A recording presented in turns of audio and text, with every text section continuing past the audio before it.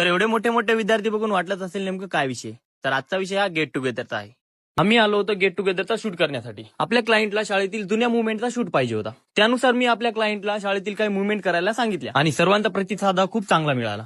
आणि इथे आपला शूट झालेला आहे. शूटचा रिझल्ट तुम्ही बघू शकता. यादों के पुराने एल्बम में छुपा के रखे हैं हमने वो दिन, गुल्लक में बड़ी चवन्नी सी बता के रखे हैं हमने वो दिन, ना किसी मंजिल की फिक्र थी. आपली शाळा कशी आहे? कोणती शाळा? कोणती? कोणत्या कथा आहे सगळं?